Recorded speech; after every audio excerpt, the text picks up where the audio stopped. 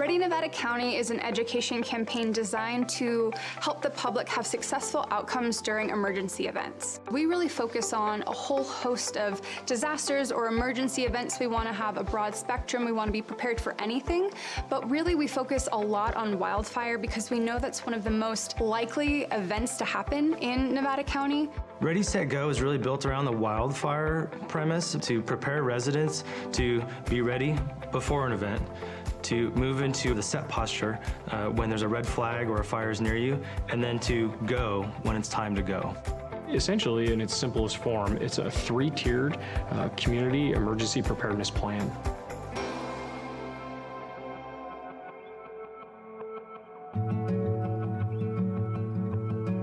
I have lived in this house, which we built, my husband and I, 26 years ago now, actually. We selected the hardy plank, the concrete siding, and also the metal roof. Then when we moved up here and heard about the 49er fire, that's when we started to say, wow, this really is even more important than we first realized. So the 49er fire is one of the most historic fires in Nevada County's history. They figured it changed the laws of the state of California that said this is how you have to protect your home. That came out of Nevada County. Steve Eubanks came from the Fire Safe Council, and the main thing we needed to pay attention to was the ladder fuels. Planting has been removed from the edges of the house so that it does not touch the house. It was an incredible service from the Fire Safe Council to come out and spend a couple of hours going through this property. So the ready phase is when there's no immediate threat to you and your family. This is the time when you should be doing education and planning, whether that be training, educating yourself, or accumulating equipment, hardening your home, creating defensible space. Defensible space is really all about creating a buffer zone between your house and flammable vegetation. We really focus on defensible space around the home, that first 100 feet, but also around the roadway too. Another aspect of the ready phase is hardening the home, and really what that means is making your home more resilient to wildfire. That's going to be putting the fine-grained mesh around the vents of your home so that embers won't get under your house or into the eaves of your house. That's going to be using non-combustible materials on your deck and around your home. So when an ember storm comes through, it's not going to ignite your home itself.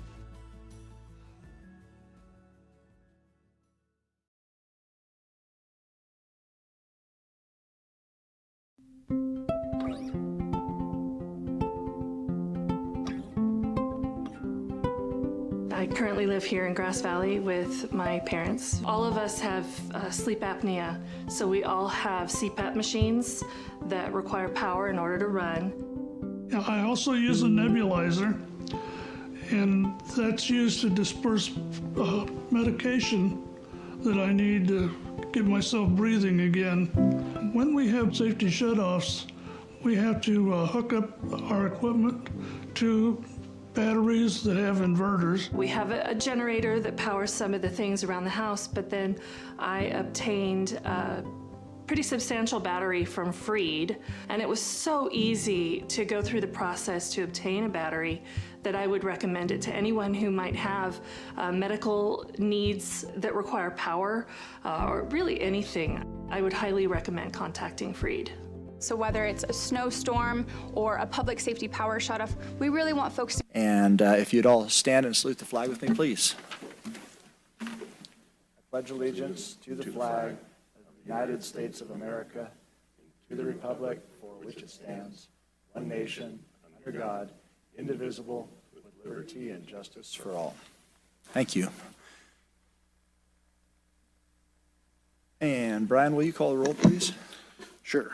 Commissioner Millman. Here. Commissioner Duncan. Here. Commissioner Mastrodonato. Here. Chair Greeno. Present. And for the record, Commissioner McAteer is absent.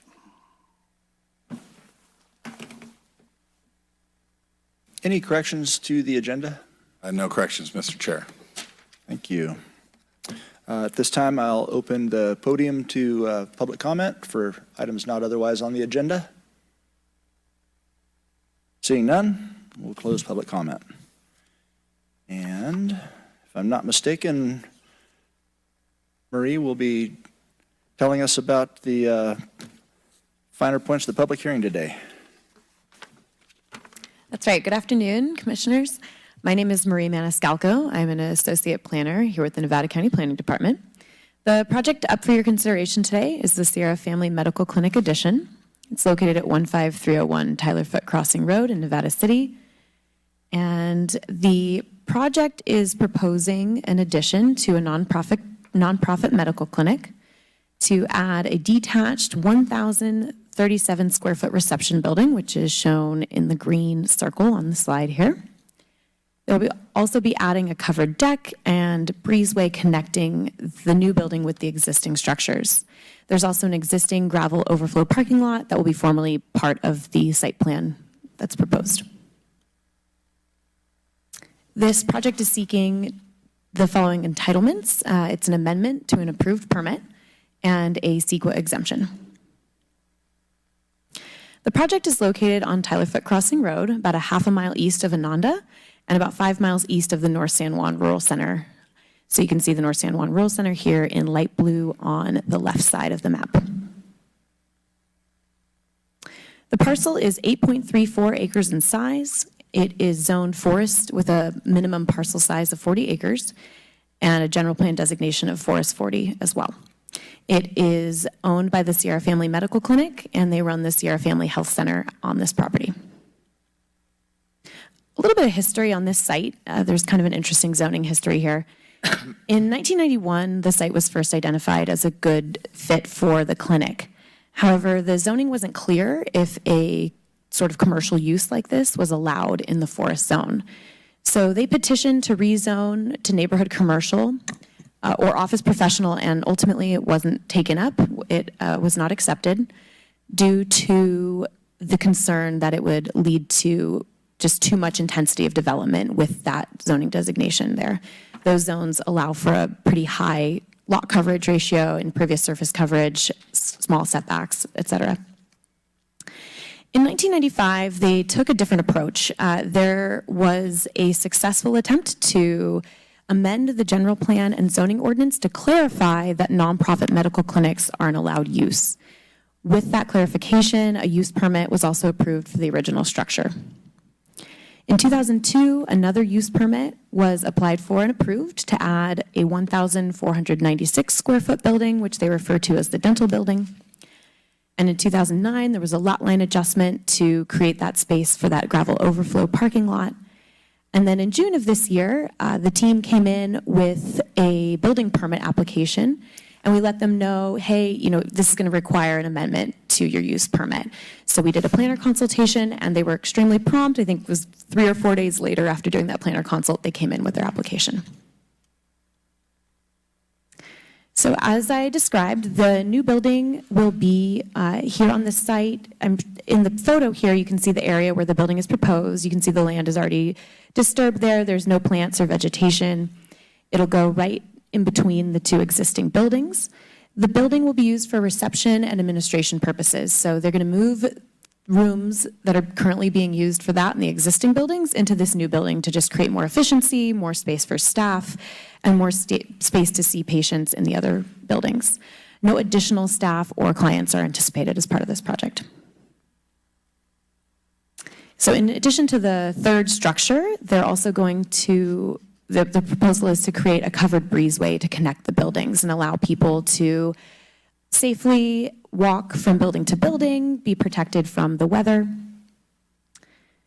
The applicant has provided this video rendering of the space that I'd like to show you.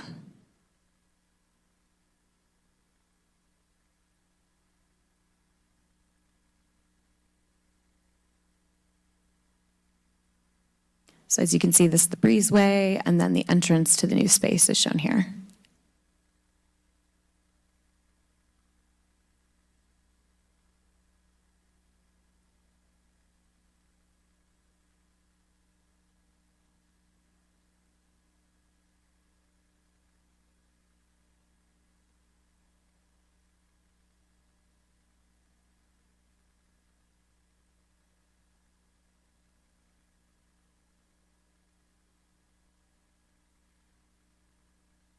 This is the covered deck on the back side of the structure, and this is a great view of the exterior.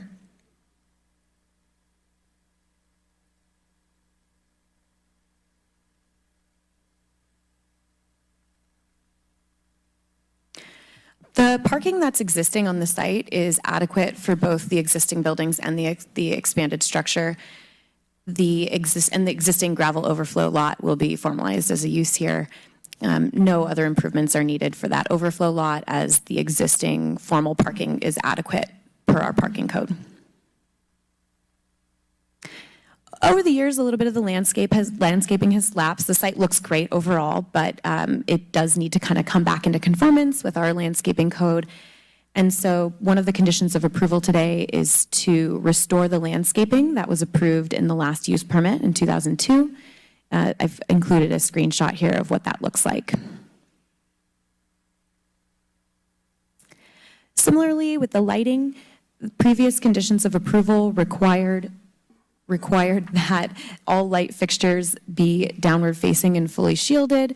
When I went out for a site visit, some of the fixtures that you can see here on the structure are not fully shielded or downward facing. The image in the blue light fixture at the bottom is part of what is proposed for the new structure, and so something similar will be updated to replace the non-compliant fixtures on the existing buildings as well. The last item of note for lighting is that there is a proposed pole light that was proposed, I believe, at 16 feet 4 inches. Our code requires it to come down to 15 feet. Also, in a previous condition of approval, there is required screening for solid waste receptacles. When I went for a site visit, they weren't screened. Again, not a big deal. We're just asking them to come into compliance with the previous conditions of approval as well. This is also compliant with our current code. Current code also requires screening of any proposed mechanical equipment that is viewable from the public right away.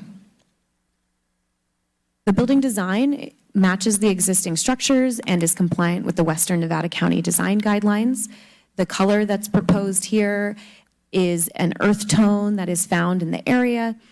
We're also leaving a little bit of space if they come up with a different color that's also earth tone that can be approved later.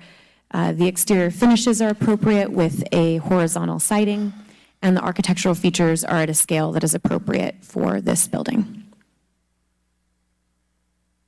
This project is consistent with zoning. It is an allowed use with a use permit, and it meets the site development standards for height, impervious surface coverage, which in the forest zone is limited to 5%. This is coming in right at 4.8%, and it's also compliant with setbacks for the site.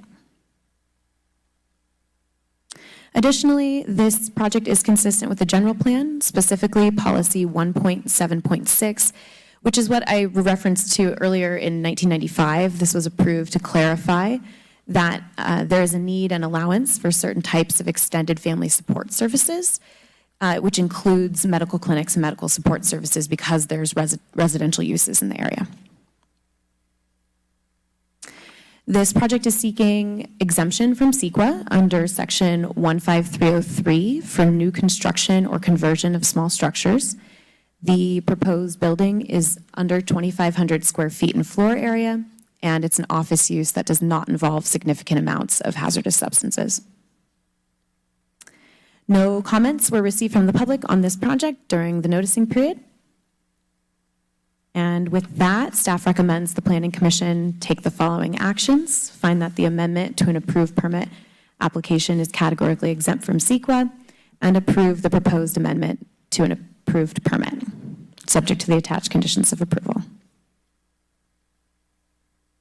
Thank you. Thank you, Marie. That was great. Do we have anyone from the project that would like to speak at this time? State your name, please. Good afternoon, Commissioners. I'm Deborah Plass. I'm CEO of Sierra Family Health Center. And I have a couple of other members of our team, including our architect, Russell Davidson, who I'm guessing you already have met at some point. Russell is right here. Jenny Lawson is our Chief Operating Officer. And Janelle Lembeck has been very involved in this project, and she's our Executive Assistant. So I wanted to give you a few comments about how this project originated and why it's important to us. So as you can imagine, during COVID-19 pandemic, we were greatly impacted, which immediately forced us to close down our operation and to then move to more of an online telehealth platform to see our patients and take care of them. As time went on through the pandemic, we were able to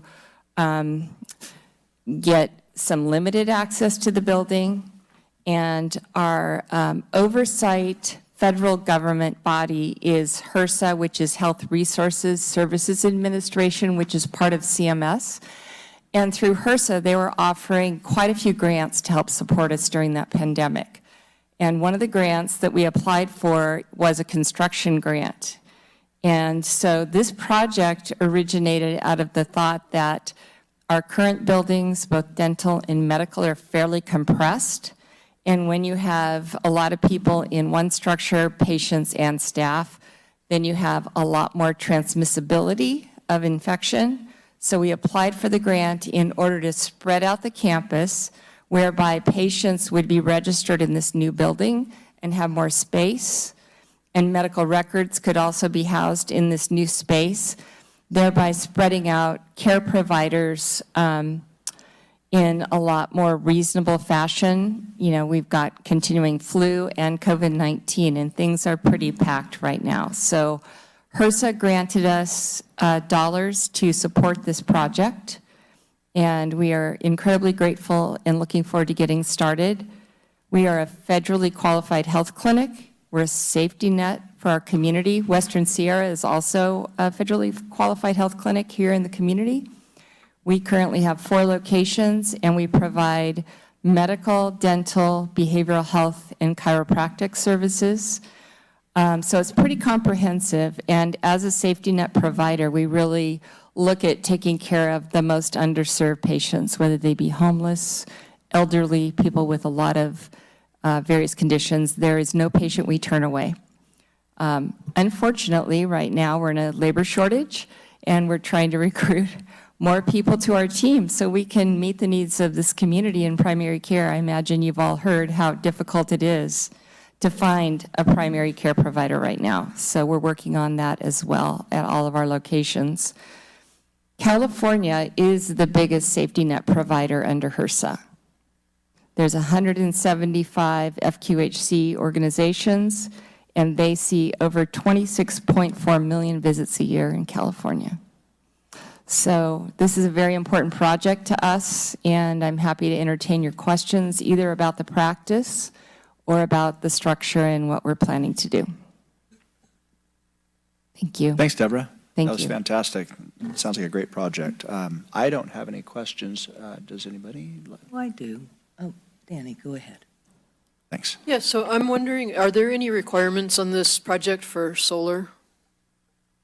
That is a great question. That will be evaluated at the building permit stage. I'm not sure if this, I know for new residential structures, they do require solar, but I'm not sure what the requirement would be for this commercial structure. The other thing I thought I heard you say was that this would not, this spreads people out, but doesn't mean that there's going to be more people served here. Is that correct? So we are trying to make sure that we can backfill our providers to have a complete practice. So right now, this project is intended to spread people out so that the risk of infection is reduced, not necessarily to add a whole, group of new patients in this location. And then really just for my own information, I was curious to see a records office. I was under the impression that most records had gone electronic these days. Yeah, they really have. And then we also interact with our patients who request records for another provider. We take record requests from many, many other entities. So we do have staff that work in medical records, and as well as reception. Well, thanks for the information. You're welcome. Thanks, Commissioner Millman. Commissioner Duncan? Yes. Is this 100% grant funding for Yes. the addition? Yes. Excellent. So no matching funds had to come? No forward. matching funds are required. Amazing. And this is a result of COVID where these grant funds were generated? Yes, I'm happy to see that Nevada you. County is benefiting from some of these programs. That's absolutely. great. Yeah. I like your project. I mean, Thank you. I think you've done a great job here. Thank you so much. I really appreciate your support. Thank you, Commissioner Duncan. Commissioner Mastrodonado? Yeah, I mean, this looks like a awesome and very nice upgrade. And to hear that it's totally funded, it's beautiful. I have one question because I cannot support this if those light fixtures are going to be blue like you showed in that. I mean, that was like terrible design. I know, it definitely does, that blue is not going to be in conformance with our Western Nevada County design guidelines. I pulled that off of a website, completely went rogue, pulled the product number off a website from what the architect submitted. Because I'd have to go over there with a rattle can of paint. I know, right? Yeah, so okay. no, I'm sure that I trust Russell and the team in deciding on some good final colors, and we'll review all of that as well. So at the that was you, building permit Marie? phase. You did that? Busted. That was Yeah. me. I chose that. I tried for a hot pink, but I couldn't find one.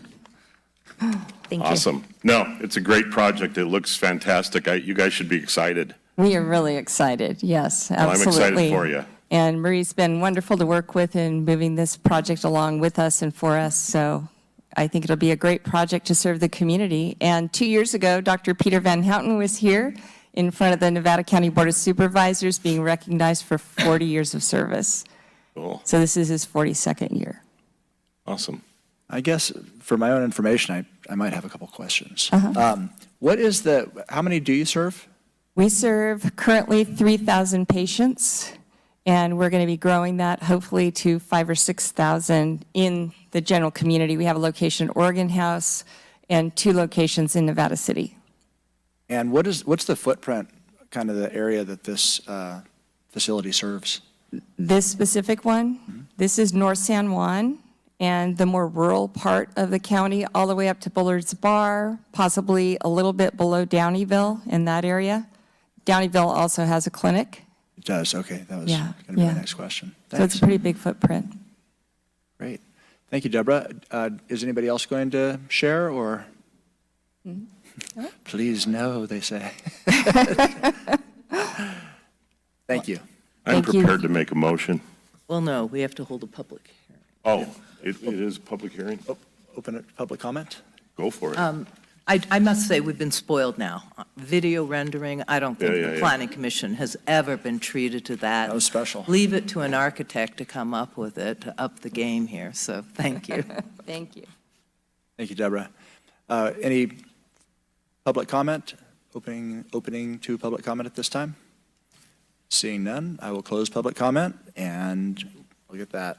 Thanks, Marie. She's got the recommendations up, and I would entertain a motion from. Well, I thought there was some interesting. I think the action today is very good. It's going to bring the applicant into compliance in some areas and putting a little bit of, oversight into it. I love the wording of lapsed landscaping. That was an interesting way of putting it. It is one of the things that happens quite a bit in other projects, and I think it's incumbent upon Planning Commission, the planning staff, when, we put these conditions forward, we follow through so that it doesn't come as a shock, at some point, or it's, really become the eyesore of the community. But conditions are meant to be followed. Otherwise it's a waste of everyone's time and money. So I think they have a purpose. There was mention in the staff report about the bike rack and, looking at the area, there aren't that many clients who probably approach on bike. And, is this necessary? Because it's all expense driven, but, hearing that it's grant funded, I suppose that's captured there, but sensitivity to the applicant's capabilities and the reality of situations, I think, is really important for planners to keep in mind. So with that, I'd give way to others if they have comments. Sure. Any further discussion, commissioners? Seeing none. Commissioner Mastrodonato, this is your district. Thank you, Chair Greeno. I'd like to make a motion. One, to find the amendment to the approved permit application AAP 23-0003 is categorically exempt from environmental review pursuant to section 15303, new construction or conversion of small structures because it consists of a structure not to exceed 2,500 square feet in floor area and does not involve the use of significant amounts of hazardous substances. I'll second it. Brian, will you call the roll, please? Commissioner Mastrodonato, Yes. Commissioner Duncan, Yes. Commissioner Millman, Yes. and Chair Greeno. Yes. Recommendation carries. Chair Greeno, I'd like to make a further motion to approve the proposed amendment to an approved permit AAP 23-0003, subject to the attached conditions of approval shown in attachment 1, making findings A through L pursuant to sections L-2, 5.6.G and 5.5.2.C of the Nevada County Land Use and Development Code. I'll second it. Thank you. Brian, will you please call the roll? Commissioner Mastrodonato, Yes. Commissioner Duncan, Yes. Commissioner Millman, Yes. and Chair Greeno. Yes. And that recommendation carries. Congratulations. Good job, folks. And they appeal. Well, no, there's a Yes. 10-day appeal period. Thank you. There is 10-day. Thank you. We're good until then. Okay. Thank you, Marie. That was very good. Yes. Great. Out of the gate. So when are we going to start hammering nails, and when will it be completed? So the next step is to get our permits done and to engage our contractors. So I have my fingers crossed that we'll start construction this year, Weather permitting? weather permitting. And then it'll take just a few short months to finish it. So within 2024. first You half of already the have year. your construction drawings done? Yes, we do. Dang. Awesome. Yeah. Got a good team. That's great. Thank you for bringing this to us. You're very welcome. And Thank to you the for hearing community. it. You're welcome. Let's see, any updates, things going forward here? We don't have any scheduled hearings coming up in the near future that we're aware of. Something could come forward, but it will not be in the next month. We'll keep you posted, but nothing in the foreseeable future as of right now for future meetings. Ryan, do we have any idea when the Lake Wildwood CEQA plan will come? Is that for the dredging project? Yeah. That's, I don't know, Tyler, you want to? I believe it was just submitted last week, so it's going through its first 30-day review period for deeming it complete, so it could be 2 or 3 months or more, depending on which point it becomes deemed complete. Any other questions? So I'm hearing that we don't have another meeting until the earliest would be December 14th. Is that what I just heard? Yes, that's my best guess on it. Giving noticing requirements, it's pretty unlikely that we'll have one until the end of November, probably early December, if that. Thanks. Thank you, staff. Well, I have a couple questions. Miss Shelley, will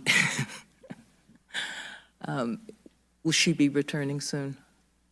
Yes, we hope so. We're still Okay. figuring out dates, but it should be relatively soon. Is someone monitoring her email? Yeah, I believe she is. I've received some forwarded emails from her occasionally, but not on a daily basis. Okay. Also, I wanted to report that the storage unit project on Highway 49 above Alta Sierra is progressing quite well. It looks really nice. I mean, that developer is motivated and is getting it done. So it's always good to see, progress on projects we approve. The other one is the Cameo Apartments. I mean, that's a 100% affordable project. And is there a status on that update? My understanding is they are still working with the property owner regarding site control, one frame, and then also they're struggling at this point in time finding fire insurance. Okay, when you say site control, what does that mean? So they have a lease to buy the site, but at this point in time, it's still, I mean, this is a negotiation that the county's not purview to, but They don't own the site They yet. don't own the site yet. Okay. Because I believe the ownership is contingent upon getting their project through. And currently, like I said, the last I'd heard, they were trying to find affordable fire insurance was a hurdle that they're working towards. So, and this is one that will not come in front of the Planning Commission or the board because it is 100% affordable. Well, actually, it will become from the Planning Commission as a design review, similar to the Lone Oak Apartments in Penn Valley, for just design and meeting the county's criteria related to the guidelines for how it looks and the site plan and things like that. Okay, because this will be the first of this type of a project to come forward since. It'll be the second. The second, Yeah, okay. Lone Oak Apartments was the first of this type. Yeah, and that one will be interesting to see how well it progresses forward. Hopefully it progresses. Correct. All right, Thank you, Commissioner Duncan. And then a conversation that we were having sidebar before we started, I guess for the record, I should say, I have no intention of resigning. There was a question of whether I was going to do that. We are looking for my replacement, and when we have someone that will do that, then I will step down, but I'm not going to leave the post empty. So. There you go. We're going to have to somehow sabotage that effort, Bill. We don't want to lose you. Oh, I enjoy your company too. Thank you. Oh, I forgot. I am not going to be here for the next meeting through December 14th. Okay. And I'd like to introduce Yes. the newest planner in our department, Vanessa Franken, who's here in the audience. She's a new senior planner. She came to us from Yuba County, and I just wanted to introduce her. She'll be coming before the Planning Commission before you know it. Welcome, Thank you, Vanessa. Tyler. Good afternoon, Planning Commissioners. Happy to finally put some faces with names. My name is Vanessa Franken. Thank you for the introduction, Tyler. Really excited to be a part of the team here. I wanted to share a little bit about myself. As Tyler mentioned before being brought on board, I was working with a neighboring sister jurisdiction, my old stomping ground, Yuba County, as a planner for the last 5 years. I'm really excited to bring my experiences from my last organization and be a part of the awesome planning department team that we have here. Also looking forward to getting to know more about each of you guys as time goes on, and I'm just elated with the pleasure of getting to meet you guys before I bring some projects your way. I think I have routed a couple of you guys in some project notifications, and since we were discussing some projects coming up, I wanted to share that the 2 projects I have been assigned and will be bringing forward to you guys in the future, one of them being the Lake Wildwood Public Facility expansion that will be coming up most likely next year. And then my second project, which is what I've heard contentious, is the Higgins gas station that was submitted a little less than 2 weeks ago. So just as a heads up, I'll be having some fun projects to talk with you guys about in the future. Didn't we already go through the Higgins gas station? No. We went through the Higgins, master plan. Oh, okay. Gas station still to come. This is the one on the corner of Combi and 49. We voted on the colors of the sign, didn't we? That was the Higgins Market gas Oh, station. that was the Market gas station. Okay. Yeah, this is an interesting project. good luck to you on that. Thank you. I was joking with my team that in my last organization, we experienced something very similar, gas stations being proposed across the street from gas stations. So it will be somewhat familiar to me, although a very unique situation, but I appreciate the good fortunes. So thank you. And nice to meet all of you guys. Nice to meet you. Thank You're you. welcome. Did you work with Sims over there? Weren't you Yuba also? We did, yes. All right. Yes. Package deal. Yeah, we're Exactly. Thanks, you poaching guys. their people. All right. Thank you. Thank you. Any other announcements? Birthdays? Anniversaries? Are you singing? Well, I will. You mean the Planning Commissioner Appreciation Party that you were looking forward to? I'll let you know. All right, well, I'll adjourn this meeting at 2:01. Thank you. Thanks, everyone. Thanks. All right, I don't want to see any changes, Bill.